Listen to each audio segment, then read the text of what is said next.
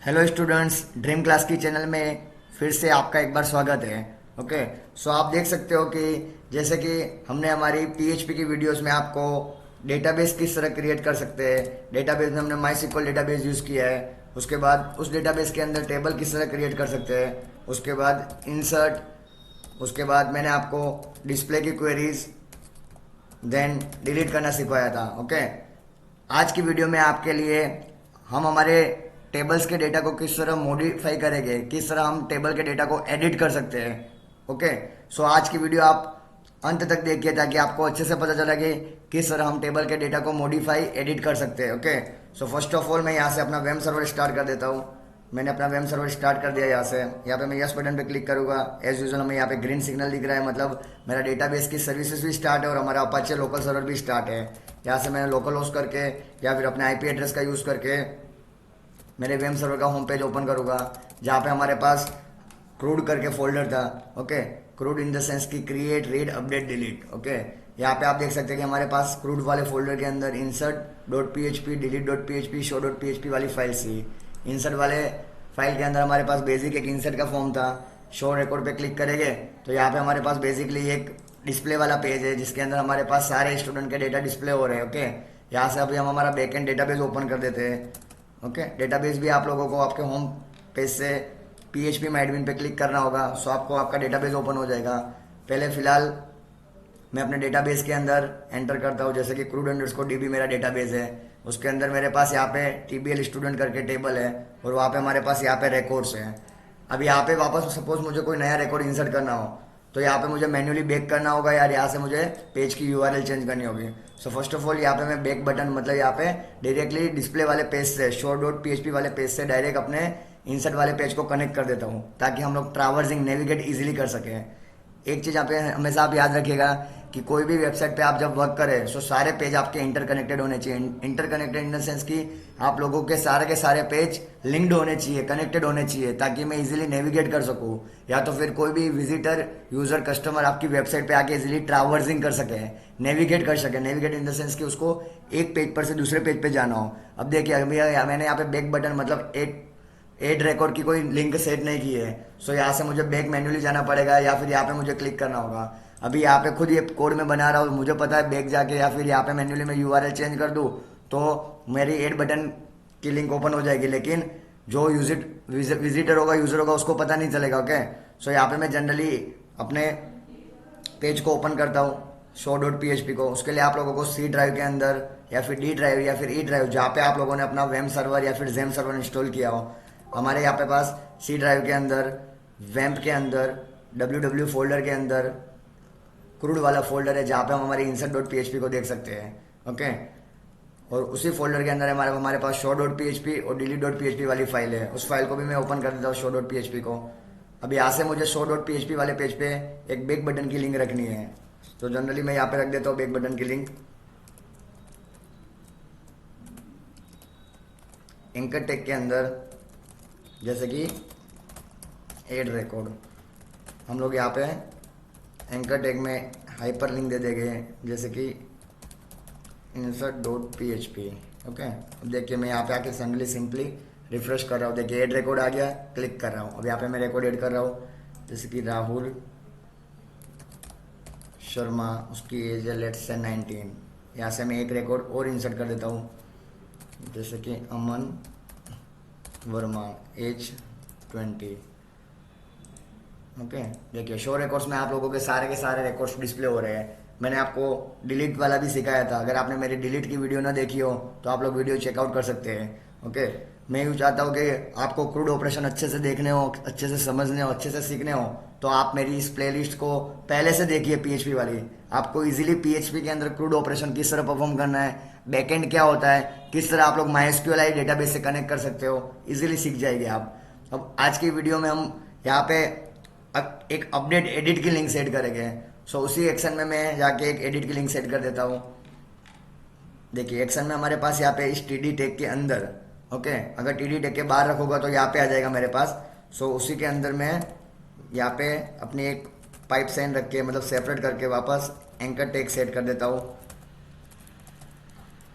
जैसे कि HREF is equal to double quote में अभी फिलहाल टेम्पररी एज लग रहा हो, यहाँ पे लिख देता हूँ मैं edit.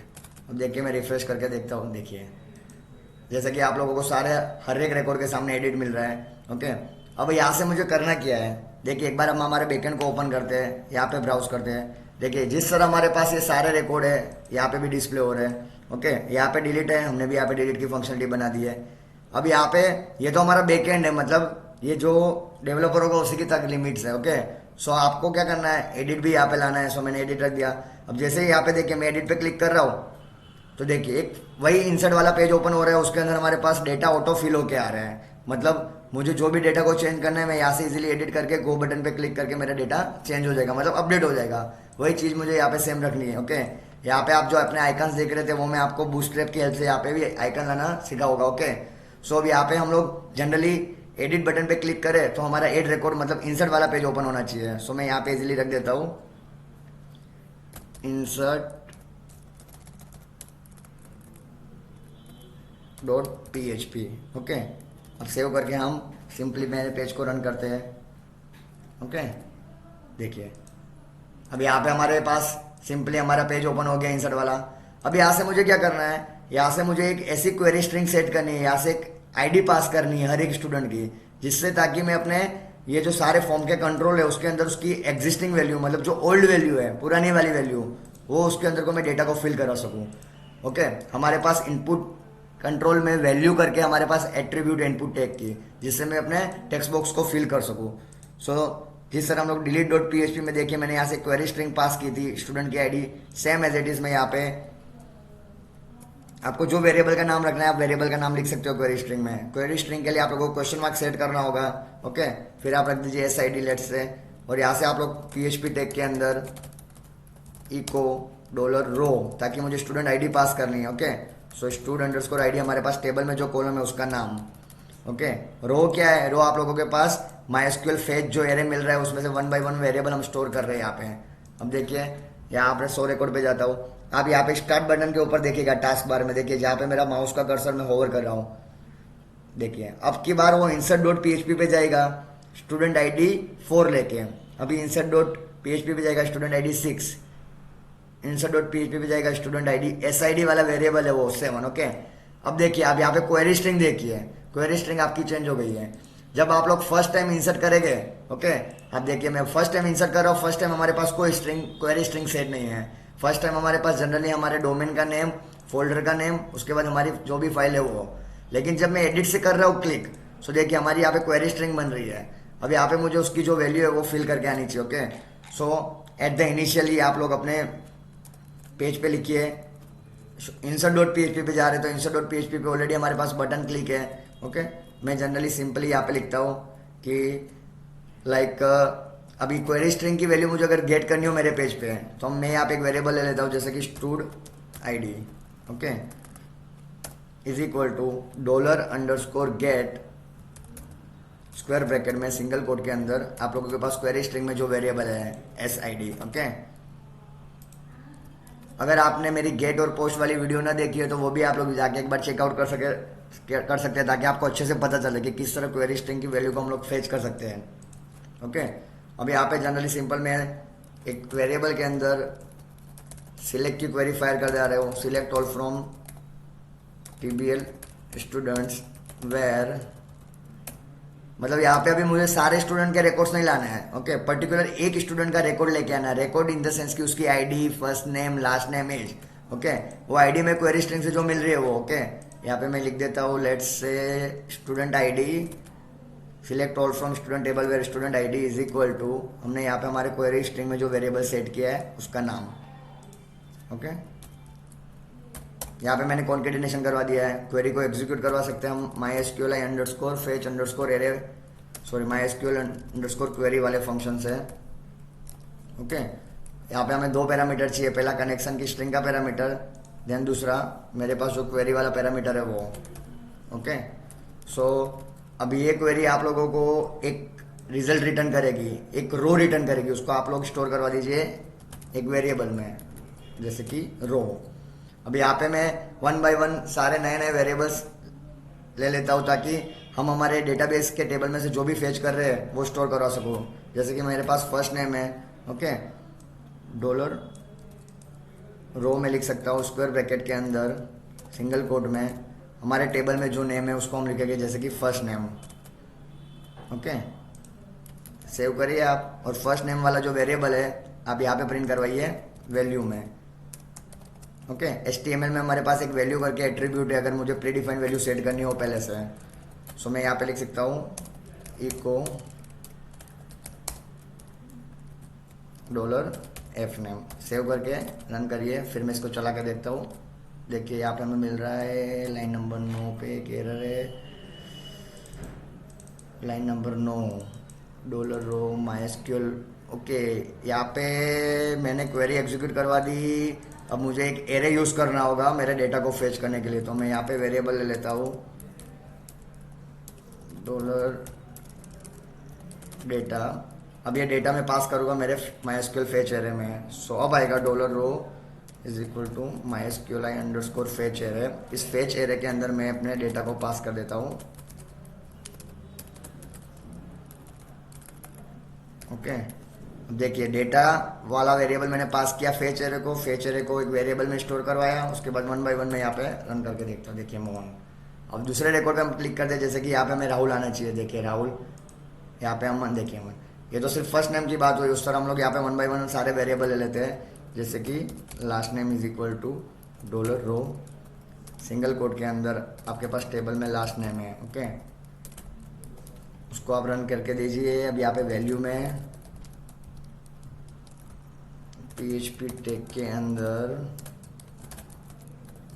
Eco dollar L name, save करके रन करके देखिए। 13 नंबर की लाइन पे इफ, ओके, यहाँ पे सेमीकोलन मिस है। अब रन करके देखिए आप कोई भी रिकॉर्ड पे एडिट करके देखिए, ओके। उसी तरह आप लोग एज भी फिल करवा के ला सकते हो, ओके। सो एज के लिए भी मैंने यहाँ पे एक वेरिएबल ले लिया, टेबल में मेरे पास एज है, और यहाँ पे मैं सेम एज को भी फिल करवा के ला सकता हूँ। PHP टैग के अंदर echo dollar age, undefined index age, undefined index age मतलब टेबल में हमारे पास स्टूड अंडरस्कोर एज है, ओके। देखिए अभी आपको हर एक कंट्रोल में इसका फंडामेंटल अलग है कि ये तो सिर्फ टेक्स्ट बॉक्स की मैं वैल्यू प्रिंट कर रहा हूँ। अगर मुझे रेडियो बटन पे क्लिक करना हो तो रेडियो की कुछ अलग है, ओके। अगर मुझे कोई इमेज अपलोड करनी है तो उसके लिए कुछ अलग कोड है मेरे पास, चेक बॉक्स के लिए अलग है, ड्रॉप डाउन के लिए अलग है। ये तो हम सिर्फ टेक्स्ट बॉक्स में वैल्यू फिल करने के लिए ला सकते हैं। अभी यहाँ पे मेरे पास ओल्ड वैल्यू फिल होके आ गई। अब मैं यहाँ पे कुछ नाम चेंज कर रहा हूँ, जैसे अंकित कर देता हूँ मोहन को, और यहाँ पे सबमिट बटन पे क्लिक करो, ओके। तो देखिए ये मेरा अपडेट होने के बदले इंसर्ट हो चुका है, क्योंकि हमारे पास यहाँ पे सबमिट बटन एक ही है। उसी सबमिट बटन की इवेंट पे मैंने ऑलरेडी इंसर्ट का कोड लिख चुका हूँ। अब इसी सबमिट बटन की इवेंट पे मुझे यहाँ पे अपडेट का कोड भी हैंडल करना होगा, तो मैं यहाँ पे लिख सकता हूँ, जैसे कि देखिए अपडेट के टाइम पे आप लोगों को यहाँ पे एक क्वेरी स्ट्रिंग सेट है, तो यहाँ पे मैं एक कंडीशन लिख देता हूँ, if not empty in the sense कि एम्प्टी करके एक फंक्शन है, वो चेक करेगा आप लोगों के पास क्वेरी स्ट्रिंग में वैल्यू सेट है या नहीं, okay. If not empty, okay. So not empty मतलब आप लोगों के पास जो वेरिएबल क्वेरी स्ट्रिंग वाला है उसके अंदर वैल्यू ना हो, ओके, तो आप इंसर्ट करवाइए। और वैल्यू हो मतलब एम्प्टी ना हो, ओके। अगर आपको एम्प्टी ना मिले तो आपको अपडेट करवाना है। सो हम लोग यहाँ पे एम्प्टी ना मिले तो हम हमारी अपडेट की क्वेरी यहाँ पे लिखेंगे अपडेट हियर, और एल्स वाले पोर्शन के अंदर हमारी इंसर्ट की क्वेरी एज इट इज रख देंगे, क्योंकि हमने एक ही यहाँ पे बटन लिया है। उसी बटन की क्लिक पे मैंने ऑलरेडी इंसर्ट करवा चुका हूँ, और उसी बटन की क्लिक पे मुझे अभी अपडेट भी करवाना है, ओके। सो आप लोग यहाँ पे अपडेट की क्वेरी लिख सकते हो। सो यहाँ से जनरली मैं लिख हूँ अपडेट की क्वेरी के लिए यहाँ पे एक वेरिएबल ले लेता हूँ, लाइक अपडेट टेबल नेम, जैसे कि हमारे पास टेबल नेम TBL स्टूडेंट है, okay. Update table name set, आप लोगों को कौन कौन सी चीज़ से अपडेट करवानी है, जैसे कि मुझे फर्स्ट नेम अपडेट करवाना है, ओके, इज इक्वल टू। अब यहाँ पे मुझे अपडेट होने के बाद वापस मैं मेरे फॉर्म के डेटा को ही पोस्ट कर रहा हूँ, मतलब मुझे जो नई वैल्यू में एडिट कर रहा हूँ, ओके। सो वापस मुझे फॉर्म की वैल्यू पोस्ट करने के लिए मुझे फॉर्म के कंट्रोल यूज़ करने होंगे। सो आप फर्स्ट नेम यूज़ कर सकते हो, जैसे कि single double dot dot, $_post के अंदर सिंगल कोट के अंदर। ओके, अगर आप लोगों को एक से ज़्यादा कॉलम अपडेट करवानी है तो सेपरेट कॉमा कर सकते हो, लास्ट नेम। ओके, सेट में आप लोगों को टेबल की कॉलम का नेम आएगा is equal to single single double double dot dot $_पोस्ट स्क्वायर ब्रैकेट के अंदर सिंगल कोट के अंदर आप लोगों के पास आप लोगों के फॉर्म का नेम आएगा, कंट्रोल्स के लास्ट नेम जो आपको पोस्ट करनी है। ओके, अगर आपको एज भी अपडेट करवानी है तो आप कॉमा करके एज अपडेट करवा सकते हैं। फिलहाल मैं फर्स्ट नेम लास्ट नेम पे वर्क करता हूँ। अभी सिर्फ इतनी क्वेरी मैंने लिख के रन करके छोड़ दी तो मेरे सारे के सारे रिकॉर्ड्स अपलोड हो जाएंगे। सो यहाँ पे मुझे एक वेयर कंडीशन सेट करनी होगी कि वेयर, जैसे कि स्टूडेंट आईडी हमें यहाँ पे मिल रही है। So where student ID is equal to, देखिए हमारे पास यहाँ पे क्वेरी स्ट्रिंग में हम लोग गेट करवा रहे हैं। ओके, सो यहाँ से क्वेरी स्ट्रिंग से जो हमें स्टूडेंट आईडी मिल रही है वो, so where student ID is equal to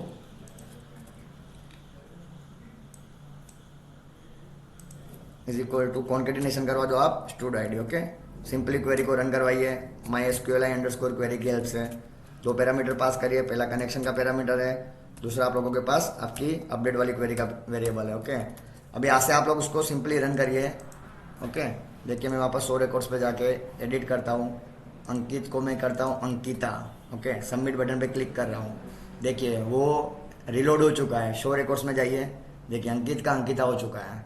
okay, लेकिन अपडेट करने के बाद आपका पेज वही रह रहा है, तो आपको सिंपली यहाँ से जैसे ही पेज अपडेट हो जाए आप रिडायरेक्ट करवा दीजिए। जैसे कि हमने सीखा था कि डिलीट में हमारे पास ऑटोमेटिकली रिडायरेक्ट हो जाए एक पेज पर से दूसरे पेज पे, उसके लिए हमारे पास PHP में हेडर फंक्शन है। ओके, सो आप लोकेशन में पास कर दीजिए यहाँ से show.php। ओके, वापस रिफ्रेश करिए आप, देखिए अंकिता, वापस उनको हम अंकित पटेल कर देते हैं। ओके, सबमिट बटन पे देखिए। ओके, सो ये बेसिकली हमारी अपडेट की क्वेरी हुई। ओके, आप चाहिए तो अमन को रोहन करें। ओके, एज अपडेट नहीं होगी क्योंकि मैंने एज यहाँ पे सेट नहीं किया है। सबमिट में क्लिक कर रहा हूँ, देखिए रोहन वर्मा।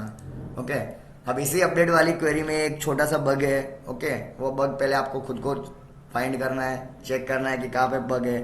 मतलब अपडेट तो आप लोगों का सक्सेसफुली हो जा रहा है।